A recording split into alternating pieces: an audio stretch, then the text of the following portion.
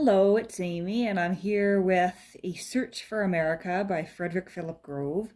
This is a book that I just finished reading this evening. And what I have here is the 1928 reprint by Graphic Publishers located here in Ottawa. They only published for a few years before they folded. But this book was popular enough that when the first edition came out in 1927, they almost immediately started work on the reprinting, which came out in early 1928. And from the letters of Philip Grove that I've been reading, I do know that this is the book that he went on a speaking tour for, all over Ontario, all over the country. And that in part led to the great success of this book. Now, this is technically a novel, but it's a well-known fact that it is a fictionalized account of Grove's own life, of his early years spent here in North America, in Canada, and in the United States.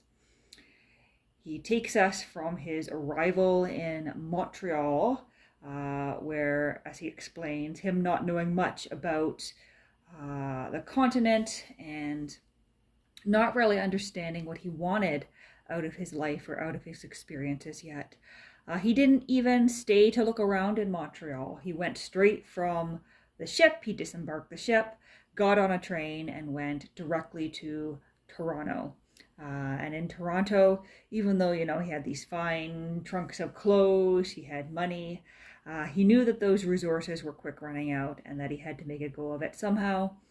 And he was of this mindset that it didn't really matter to him what he did, so long as he was working and so long as he was earning that money, because he realized quite quickly that it was going to be somewhat difficult for him to get a job. And he sort of tackles head on this myth that was somewhat pervasive near the end of the 19th and the early 20th century.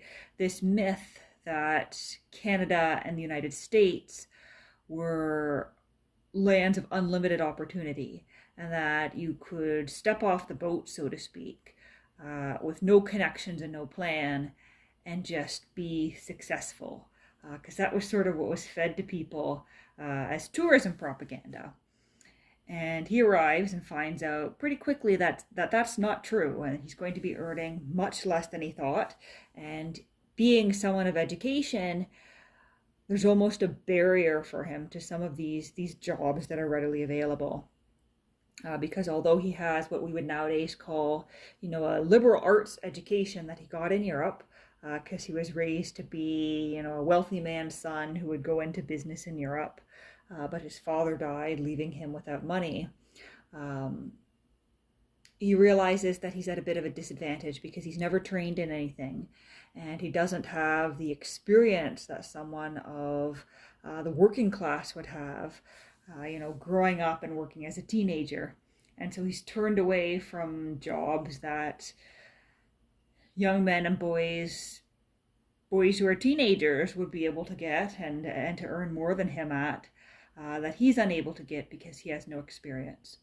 And he finally ends up getting a job as a waiter, but not even at the best establishment. He's turned away from the first establishment he goes to apply for, because they look at him and they say, you've got the looks, you've got the fine English accent, but you don't know how to carry plates. You've never even worked as what they call an omnibus. I'm assuming that omnibus, is an old-fashioned term for what we would now call a busboy. You've never even worked at that, and we don't have the time to train you. There's plenty of people applying, but they do direct him to another restaurant that's more of a working class place, where people there would be more likely to hire him and to train him. And it's this is very, very introspective look at the struggles of showing up in a city for the first time, and at different class divides and different people, because he's really coming into contact with these working class Canadians of the city, people from a class he's never met before, and coming to terms with the fact that people don't respect him or look up to him or show him deference just because of the clothes he's wearing or the class that he comes from. In a sense, he has realized that traditional notions of class don't really exist in Canada. And it takes him a few chapters to get used to that, but eventually he does settle in and does sort of learn to appreciate that. But he fails to understand why some people that he comes into contact with haven't been able to progress and to make that money, because he's very much got this thought in his head. And I should note that his standing character here is named Phil or Philip, which of course is Frederick Philip Grove's middle name. But Phil very much has this idea that as long as you are willing to put in the work, you are willing to get trained, you can do anything, you can earn that money, and there's no reason why anyone on this continent shouldn't be progressing, shouldn't be constantly, leveling up and earning more money and building a better life. And of course, throughout this book, he slowly learns things that contradict that initial rose-colored glasses view of the continent. And he drifts from job to job here,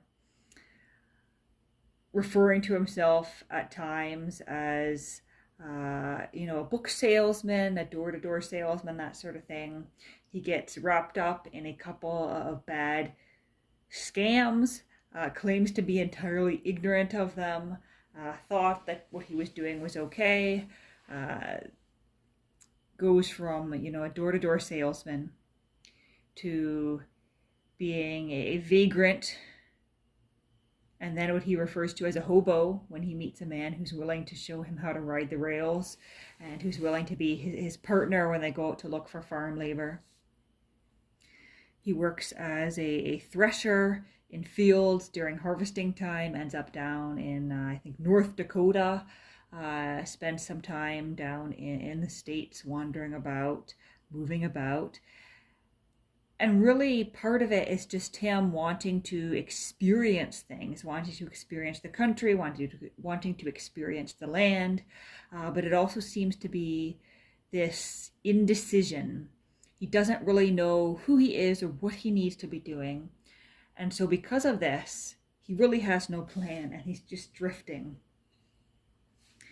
And he says some things throughout this book that I think are relatable to a great many of us, because in some ways this novel is a little bit of a coming-of-age novel, although not in the traditional sense, because he's certainly already very much a man by the time the novel opens, but he's still in his 20s, he's still figuring out. He's been completely unmoored from his ideas of what his life is going to be, from his idea of what it is to be in his position in society, and has had to come to a new place and figure that out for himself. But at one point he says, much of our explanation of psychological phenomenon, much of our motivation in ordinary life is just in that order. We do a thing, then we hit on a reason that may explain why we might have done it. At last, we believe quite honestly that we had very good reasons indeed for doing what we have done.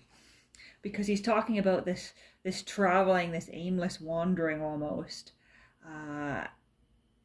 and letting us know as the reader that he's doing these things, but he really didn't know why he was doing them. They sort of came to him as a whim, I'll go to New York, I'll go to Cincinnati. And it's only once he gets to New York or gets to Cincinnati that he stumbles across a motivation, a reason that fits that movement. And it's almost as though, once you've done something and you come across a reason for it, it can become muddled in your own mind, the order in which those events happened.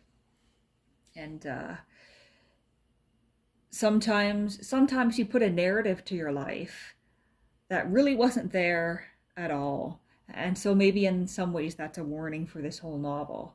The fact that it's a narrative and that he's sort of putting a purpose putting a reason behind some of his actions in this book. But perhaps, as he admits here, there really was no concrete reason for the actions he took, and that he came to his conclusions afterwards. And I'm the sort of person who doesn't always understand my reasoning for things. I straight up moved to a new city. I moved to Ottawa on a little bit of a whim. It popped into my head one day, and I thought, well, that could be a good idea. And it wasn't until after I was here that I began to sort of put together a story, put together a series of reasons for why I came here and why I stay. And, it makes sense. That's how I explain it to people. When they're like, oh, why are you in Ottawa? Well, I say, that's where the work is. It's a nice city, that sort of thing. I came here because it had a good program for my master's. Which, technically isn't untrue. But it was just sort of a whim. It was this idea of, well, Ottawa's as good a place as any. And it's not until after that I put more of a story together in my mind. Of course, all throughout my life here, I've been under no illusions about that. Just as Grove's character, Philip, is under no illusions about why he made some of his moves. But he starts off very optimistic, very naive, and very young. And of course, as the money begins to run out, as he can't find a job anymore, and as the weather begins to shift and get colder and colder, and he's still in the northern part of North America, where the ice and the snow in the winter is coming, the character of Philip loses grasp of what exactly he's doing and who he is.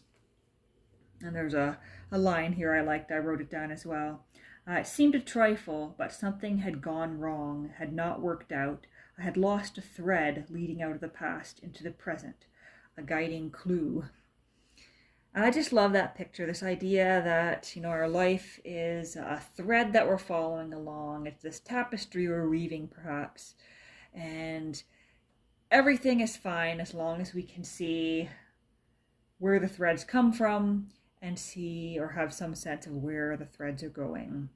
But as soon as we're lost in a little bit of a fog, lost in a bit of a storm, so to speak, and we can no longer figure out what our threads are connected to, we might have that crisis of identity, that crisis of what to do next.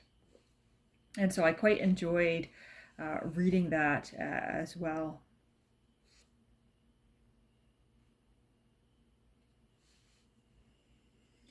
And I think Grove is very aware of what he's doing with his writing here.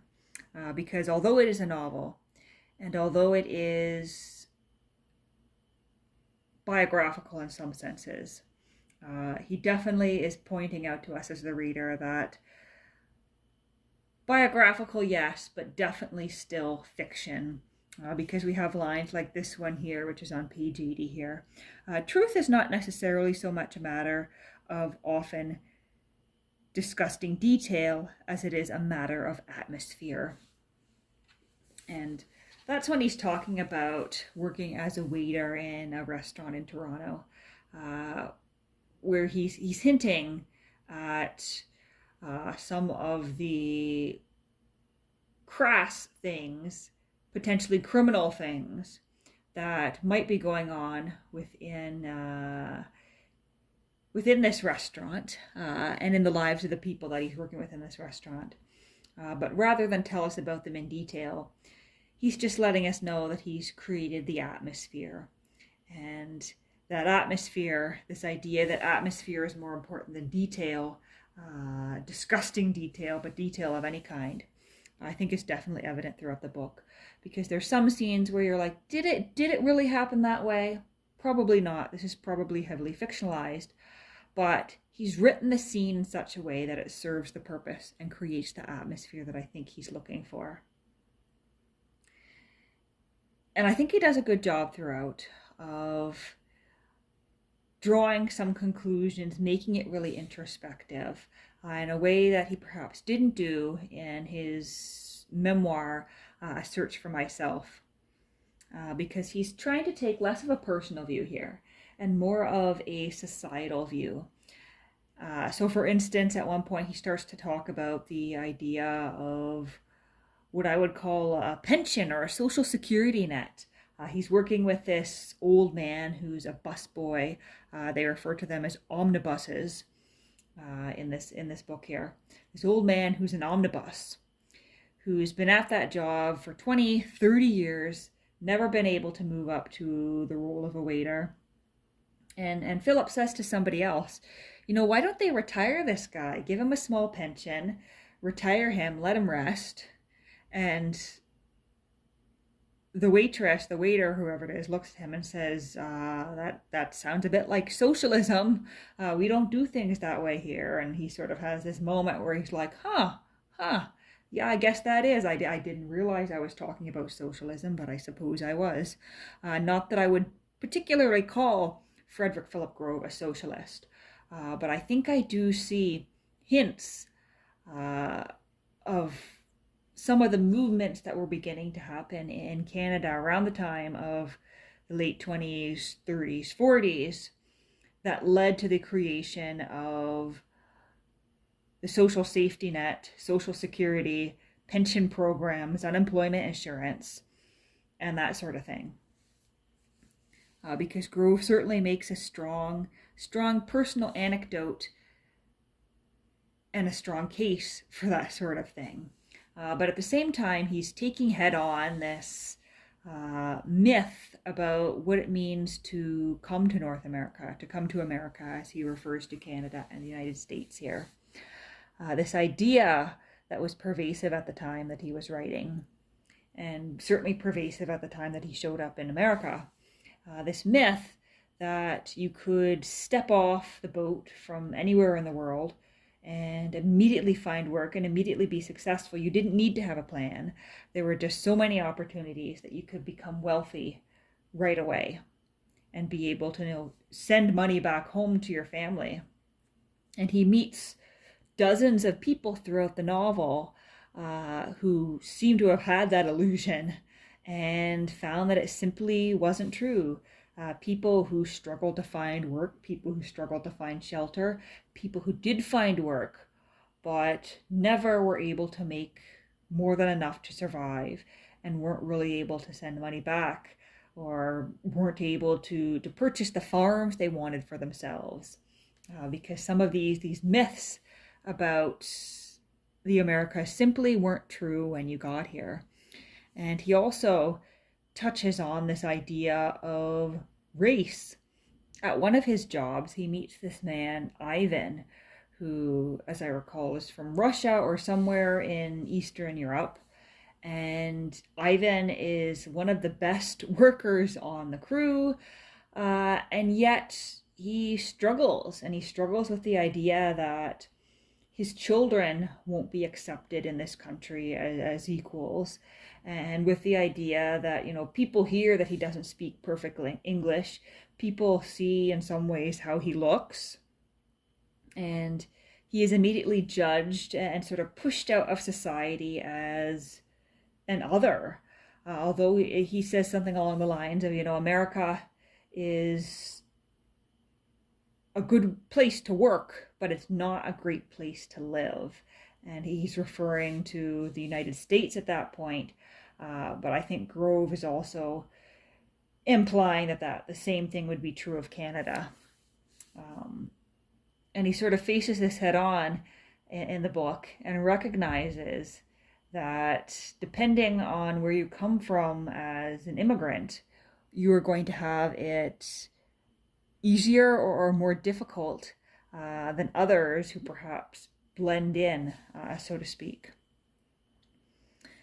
And so in some ways he is myth-busting some of these myths, these ideas of what it's like to live in North America. But at the same time, he's painting this hopeful, optimistic picture of what it means to live in Canada. And eventually he does point out that he had his reasons for leaving the United States behind to come to Canada. Maybe we should just flip to the end of the book here and see what he has to say. Yeah, he was working for Mr. Mackenzie at the end, pointing out things about work conditions and how he could make things better, and how certain farming setups really were no better than, feudal conditions in Europe from his perspective, because you would have these mass amounts of land, and these workers with these contracts that they can't leave before they're let go, or else they don't get their wages paid to them in full, which certainly sounds very illegal today, but somehow this farmer gets away with it back then.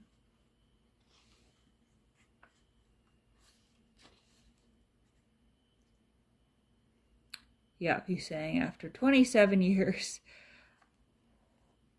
he decided that he wanted to go to foreign settlements and help recent immigrants define their partial views of America, to build their partial views of America, rather, into total views. I wanted to assist them in realizing their promised land. The upshot was that I applied for and obtained a position as a teacher. And he was certainly more than a teacher, he says. He helped them as, doctor, lawyer, business agent in many areas. But I was certain he said something here about his decision to settle in Canada. But, yep, here we go. But he puts a little disclaimer saying, this book was written a while ago. But he says, when I came from Europe, I came as an individual. When I settled down in America at the end of my wandering, I was a social man. My view of life, if now at the end I may use this word once more, had been in Europe historical. It had become in America ethical. We come indeed from hell and climb into heaven. The golden age stands at the never attainable end of history, not at man's origin. Every step forward is bound to be a compromise. Right and wrong are inseparably mixed. The best we can hope for is to make right prevail more and more, to reduce wrong to a smaller and smaller fraction of the whole, till it reaches the vanishing point. Europe regards the past, America regards the future. America is an ideal, and as such has to be striven for. It has to be realized in partial victories. But then he says in a footnote here, I have since come to the conclusion that the ideal as I saw and still see it has been abandoned by the USA. That is one reason why I became and remained a Canadian. So his reasoning here rather has less to do, as I was misremembering, with Canada having more European ideals, and more to do with this idea that Canada is striving for the ethical in a way that he had found at this time the USA was not, which is an interesting notion. And I almost wish that Grove had, published an essay or something on this topic. And maybe he did speak about it on his speaking tour for the book. But it certainly is an interesting, although unsubstantiated perspective, especially because at this time, Canada was certainly still very colonial, still very much tied towards Britain, and in the 20s, we didn't really have much of a ethical social safety net. There were very, very many unethical things happening in Canada at the time, but perspective and time changes many things. And it's kind of fun. In the back of my copy of the book here, somebody has pasted in newspaper and magazine clippings about the book. So we've got Saturday Night from Toronto, the Winnipeg Tribune, Mail and Empire, also from Toronto, the Ottawa Evening Journal, and a little clipping for the New York Times Literary Supplement, which would have been one of the later printings of this book. after the American rights were purchased, because it was published first in Canada by graphic publishers, and then due to its popularity, it was picked up by an American publisher for the American rights as well. And I'm forgetting just now who that American publisher was. But there we go. That is A Search for America by Frederick Philip Grove.